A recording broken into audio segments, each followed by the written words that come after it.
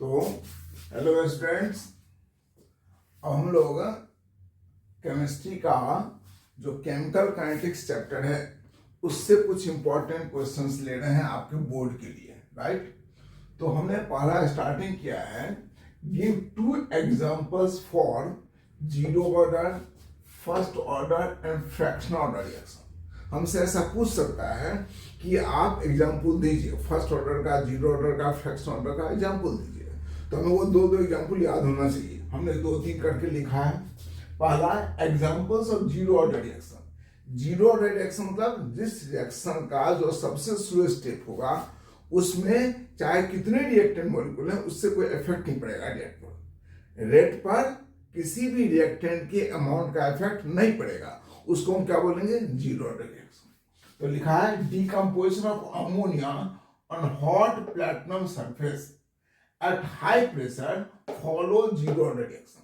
Reaction लिखा आपने, ammonia 2 molecule है, ये बना, यहाँ पर 2 मोल है, लेकिन रेट लॉ में क्या है, पावर 0, यानी कि कोई इसका इफेक्ट नहीं होता है। इसलिए क्या होगा, ये K के बराबर हो गया, यानी ये जीरो ऑर्डर हो गया। दूसरा example, decomposition of hydrogen iodide on gold surface. Gold के सरफेस पर हाइड्रोजन आयोडाइड का डिकम्पोजिशन करेंगे तो वहां भी इसके अमाउंट से कोई इफेक्ट नहीं पड़ता है रेट पर। आप इसका अमाउंट 10 किलो लो या 2 किलो लो, सेम रेट से इसका डिकम्पोजिशन होगा। 5 मिनट में अगर इसका 1 ग्राम डिकम्पोज हो रहा है तो 5 ग्राम में 1 ग्राम ही डिकम्पोज होगा, चाहे 10 ग्राम लो चाहे 10,000 ग्राम लो। इसलिए ये भी फॉलो करता है आपको जीरो ऑर्डर। तो इसका भी रेट लॉ क्या हो जाएगा, यानी कि इसका भी रेट लॉ हो जाएगा, that is rate is equal to k into H I का power 0 is equal to k, right. तीसरा एग्जांपल लिखा हमने, photosynthesis of HCl। Photosynthesis reaction जो होते हैं वह जीरो ऑर्डर फॉलो करते हैं, यानी कि रिएक्टेंट के अमाउंट का कोई इफेक्ट नहीं पड़ता है, चाहे रिएक्टेंट ज्यादा लीजिए या कम लीजिए। लिखा आपने, जैसे हाइड्रोजन प्लस क्लोरीन मिलकर HCl बनाता है, इसके रेट पर इसका अमाउंट कोई इफेक्ट नहीं पड़ता, ये भी जीरो ये भी जीरो, इसलिए क्या हो गया। तो ये हो गया हमारे 3 एग्जाम्पल जो जीरो ऑर्डर को फॉलो करते हैं, याद रख लीजिएगा। Next example of first order reaction. First order के रिएक्शंस क्या क्या है, तो पहला लिखा आपने, डिकम्पोजिशन ऑफ अमोनियम नाइट्राइड। क्या है, अमोनियम नाइट्राइड, नाइट्रेट नहीं है, नाइट्राइड। टूटता है, नाइट्रोजन प्लस वाटर देता है, इस स्लो स्टेप में। इसमें एक रिएक्टेंट मॉलिक्यूल है, इसलिए रेट ऑर्डर क्या हो जाएगा, K इसका पावर 1। तो ऑर्डर क्या हो गया इसका, therefore order is equal to 1, है ना।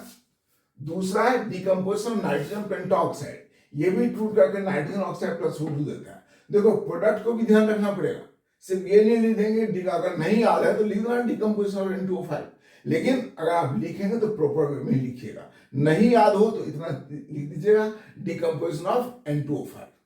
तो ये टूटता है, यहाँ मोल है 2 मोल, लेकिन रेट लॉ में सिर्फ इसका 1 ही मोल है, इसलिए फर्स्ट ऑर्डर फॉलो करेगा, है ना। That is to first order. फिर तीसरा एग्जांपल है, natural and artificial radio active decay. Natural and artificial radio active decay, ये फॉलो करता है फर्स्ट ऑर्डर। एग्जाम्पल हमने लिखा, जैसे रेडियम डिकम्पोज होकर का अल्फा पार्टिकल इमिट करता है, तो इसका जो रेट है वो इसके अमाउंट पर से डिपेंड करता है, इसलिए आपने लिखा 1, इसलिए क्या होगा इसका ऑर्डर इज इक्वल टू 1।